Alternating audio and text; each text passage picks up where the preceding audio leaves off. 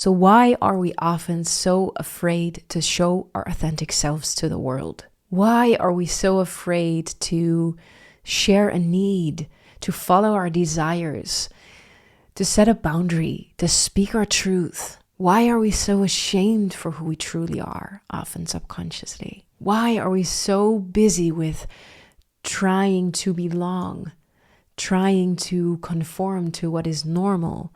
Why do we feel so unsafe that all of that is necessary?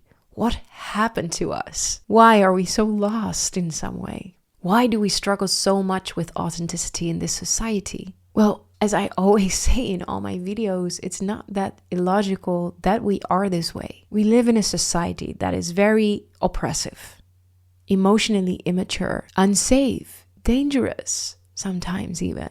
A society that asks of you to live in survival mode from a young age because your mere existence isn't free. And you have to conform to what is the norm at school, at churches, in your community, at home, if your parents are not aware of this, at your job, to stay safe, to receive praise, and when you've grown up, to receive money, to survive. And this system, which is very patriarchal, built by man for man, white, straight, heteronormative man, which is very inauthentic, which is very oppressive, which is often racist, which is discriminative. This system asks of you to conform to this norm of the white, straight, heteronormative man and to perform in their way and to live and be and breathe and communicate in their way because that is the norm. And the system asks of you to conform to that norm because that norm is often still the only way to receive what you need to survive. And if you do not follow that norm, if you're not normal, then often already from a very young age, because it is so unsafe for everybody, you not being normal triggers the unsafety of everybody around you, and they will shame you, blame you, mock you, ridicule you, reject you, abandon you, get angry with you. They will do everything to get you back into the in-group again so that everybody stays safe.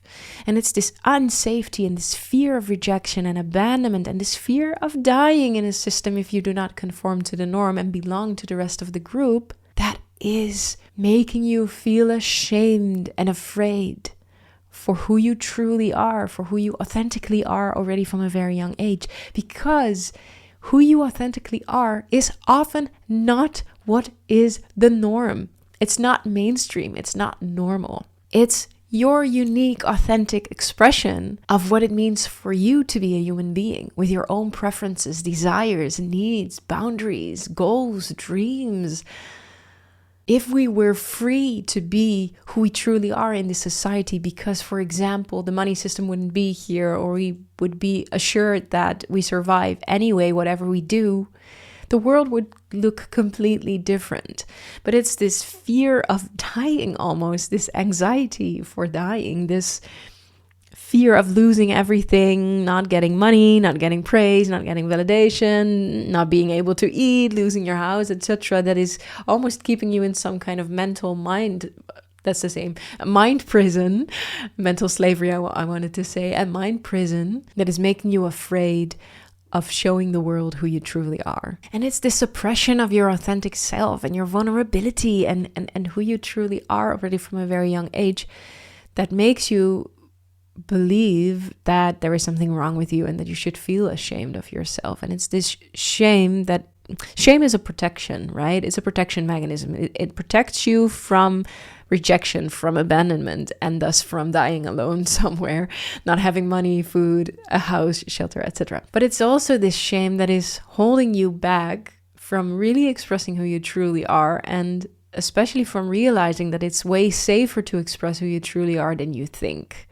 And this is just only collective shame, right? When we grow up as a little child in a family system where we experience trauma, complex trauma, abuse, emotionally immature parents, emotionally absent parents, physically absent or neglectful parents, etc., then there's also a lot of shame and feelings of unworthiness and pain and grief that we experience as a little child, which also make us suppress our authentic selves. And I can go on and on and on about numerous reasons why you feel ashamed for who you truly are, why you have this wound of unworthiness living inside of you. I have a video about wound of unworthiness too, which you can watch, and why you feel a bad person, neglected, depressed, lonely, etc. And I strongly believe that you can also come up with numerous reasons why you have this shame living inside of you. But it's this shame that holds us back from truly creating change, from truly healing, from truly letting go of old protection or survival mechanisms and creating new mechanisms. It is this shame, these wounds of unworthiness that are living inside of us that are creating conflict and disconnection in our relationships. It's creating our anxiety, our fear of failure, our perfectionism, our people pleasing, etc. And it's holding us back from truly expressing what is living inside of us. And this is really disempowering, right? It really strips us of our personal power. But why does shame do all of this? And why is it there? And how can we overcome shame? How can we work with it? How can we work with it in such a way that it doesn't hold us back anymore from creating true change and finding peace and fulfillment in life? Well, let's dive into that. There's one thing that we fear the most in life, especially when we were shamed in the past for our authenticity and conditioned to suppress our authenticity because that was safer and helped you survive. Then there is one thing that we fear the most as a human being, and that is that the parts inside of us that we are ashamed of the most and that we reject ourselves the most, that those parts are exposed to the outside world. That people will see those parts, and that finally all the deficiency stories that we tell about why we are not worthy of love will come true and will be validated and confirmed by the outside world. And that exposure will lead to rejection and abandonment. And that then, after we are rejected and abandoned, that we are all alone and that we will never find connection, warmth, physical touch, and just overall relationship in social settings with people. In other words, that they reject us and abandon us, and that they ostracize us or exile us to some cave where we are doomed to die alone and in despair, right? And this sounds dramatic, but this is actually, if you really decipher the fear, what is happening, why we fear rejection and abandonment so much. And it's this fear that lives inside a child, because that fear is a necessary survival tool almost, because disconnection is the most threatening to a little child, especially a little child that is very small, little, and dependent on the people around them for food and thus to survive, right? So a little child has this fear of rejection and abandonment living inside of them, just evolutionary, so that it can survive. So all of this is also happening inside the child. So when the child is confronted with people that shame them for certain behavior and the child experiences disconnection, the child will do everything to make this disconnection a connection again, because attachment is more important than authenticity. So the child experiences this really intense process of rejection and abandonment and being shamed and blamed, mocked, ridiculed, rejected for expressing certain emotions and authentic parts, etc. And immediately the alarm system goes off, because rejection, mocking, ridiculing, abandonment, shaming, blaming is disconnection. And disconnection is an alarm for a little child. So in the past, being shamed, blamed, rejected, mocked, ridiculed meant disconnection, and disconnection meant a threat to your survival. So you created coping or survival mechanisms, protection mechanisms to deal with that disconnection. And while you are a grown-up adult now, and logically you know that disconnection is not the end of the world, disconnection still triggers your survival responses, and your body still remembers, and your body doesn't know the difference between past, present, and future. And it just feels disconnection, and it triggers the memories of disconnection from your past. And these triggers can be heavy and intense or small and little, depending on how well you were attached, how healthily you were attached to your parents and how they dealt with you expressing your authenticity. And partly because of the world we are living in, it is still asked of us to suppress our authenticity, because fully allowing and expressing your authentic selves wouldn't probably make you keep your job. For example, right? You're not able to fully express everything to your boss because it could be that you will lose your job. So in some way, we do not have to gaslight ourselves that disconnection and the fear of rejection and abandonment and shame is only something from the past, right? It's still here. It's still very valid. These emotions are still very valid for you to experience because of the society we are living in. So when as a little child, when you experience disconnection, you can choose, as I said, and as Dr. Gabor Mate also always beautifully says, you can choose between authenticity or attachment. And often, most of the time, in some way, subconsciously or consciously, you choose attachment. And you do that, for example, by self-abandonment, right? To please, to become codependent, to enmesh with the others, so that you become them and they will invite you in again and connect with you again. But you could also have done that by self-rejection, self-blaming, self-shaming, really being self-sabotaging. And this self-abandonment created a split in our psyche, right? Fragmentation. And where we suppressed certain parts of ourselves and where we allowed certain parts of ourselves to exist. So we slowly fragmented our wholeness and started to feel not whole anymore and more empty and lonely almost in some way. And around these parts, around that, or this wound or gap inside of us, there's a lot of grief, because we, I think, subconsciously understand that it's not allowed to be who I truly am. So I have to be someone I'm not, but I will for the rest of my days grieve my authentic self, which I'm not allowed to express, which is not safe to express. So there's also a lot of grief behind or around or together with shame and fear of rejection and abandonment, right? And when our parts that we are ashamed of the most or that we reject the most are being exposed, and this maybe leads to rejection or abandonment, or we are rejected or abandoned in another situation, we have to sit and process the grief that we suppressed and stuffed away for such a long time. The grief of not being received for who you truly are. The grief of not receiving emotional validation, recognition, acceptance unconditionally. It's the grief of losing your innocence at such a young age because of the society we are living in that is traumatizing their children. Those children have children and create traumatizing family systems. And we do everything we have in our power, to not go to that shame, the fear of abandonment and rejection, and the grief behind it. Because it was so overwhelming as a little child that we thought that we were not able to feel and process those emotions. So we had to dissociate from that. We had to suppress them, stuff them away, fragment our psyche so that we would not be confronted with those emotions again. And we do everything we have in our power to run away from those emotions. We numb ourselves, we get distracted, we are addicted, we eat food. We chase the wrong partners. We hurt ourselves by choosing the wrong people to be around with. We hurt ourselves by trying to belong somewhere where we really do not belong. We chase the wrong jobs, the wrong life paths, the wrong ideas of this is how life should be. Because we never learn to trust the truth that is living inside of us and to live according to that. Because it's so unsafe. So that is what shame is.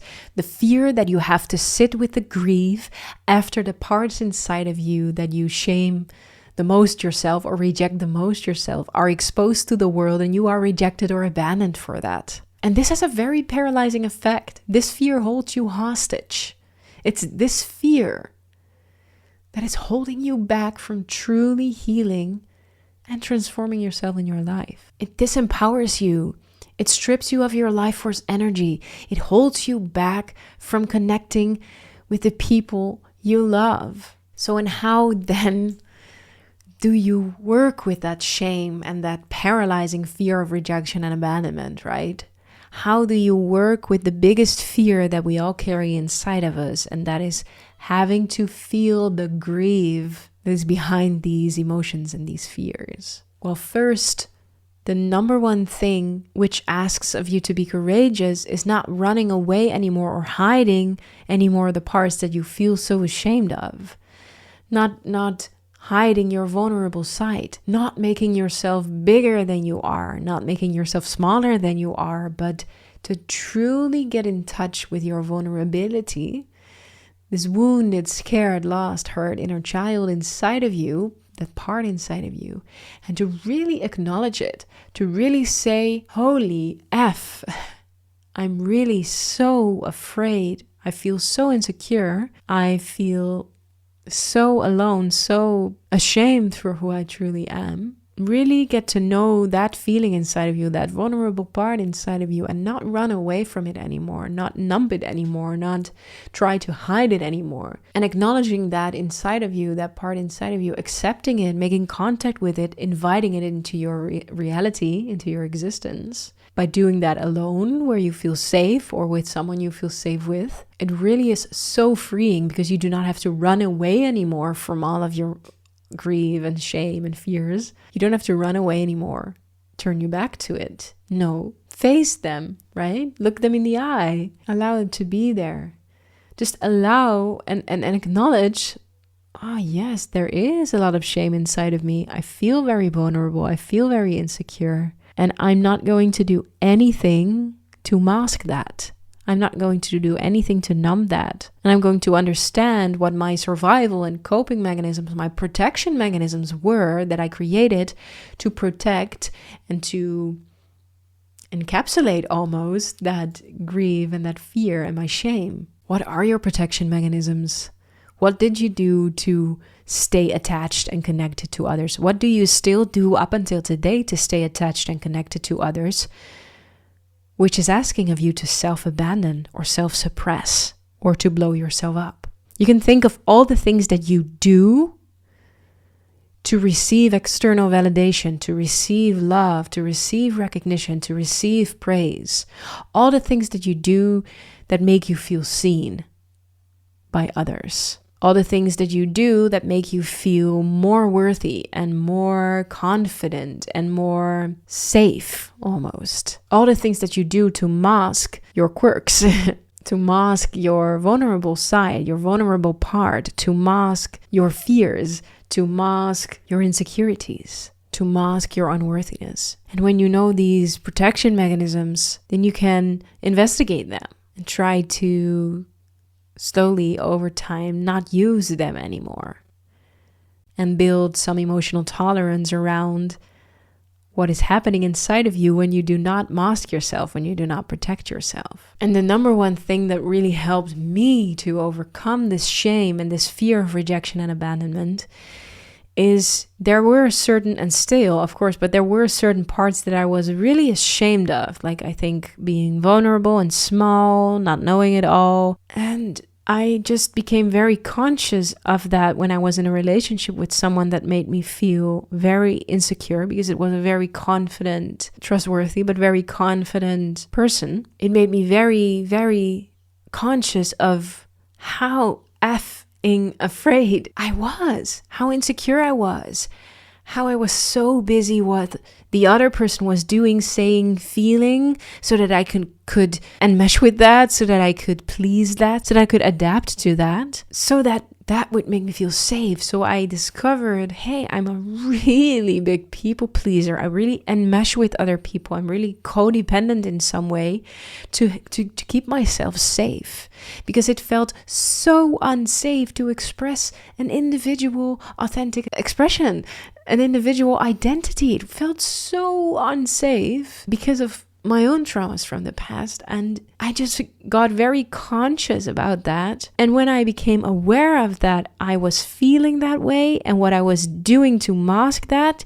I found the courage to express that to this person. Like, hey, I'm experiencing that I'm doing this because I'm so afraid. I'm so afraid. I'm so ashamed for who I truly am. And becoming aware of this and communicating this in a trustworthy relationship, in someone who could receive that, was the most healing thing there is, because I didn't have to hide myself anymore.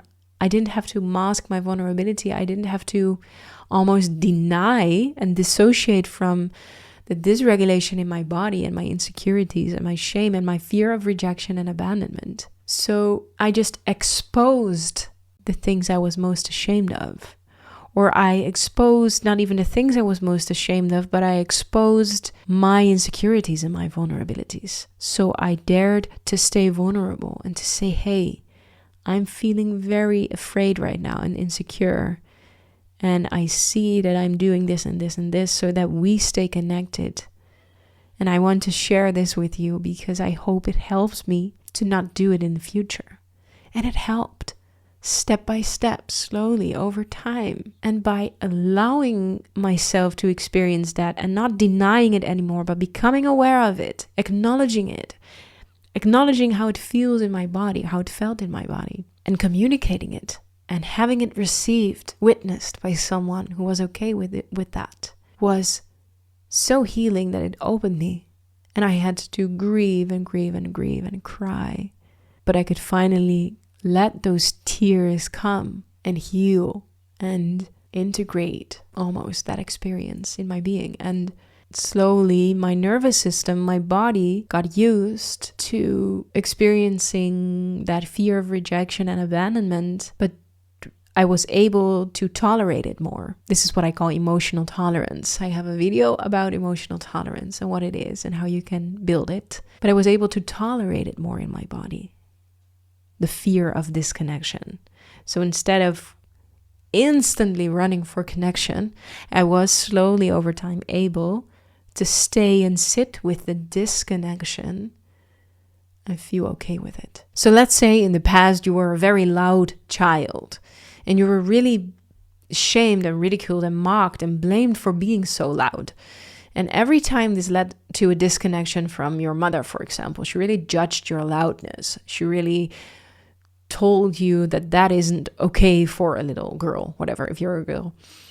And she really projected her own shames and conditionings of being loud onto you, and you received that and you felt this disconnection that made you suppress the loud parts inside of you, and you are really, really afraid the rest of your life that people think you are too loud. And probably you are a loud person. So it's not that healing means telling yourself you're not loud and finally find the love for you and you were never loud. No, that is creating more wounds subconsciously that we're not aware of. Probably you have a loud part inside of you. Probably you have, and it is in owning that.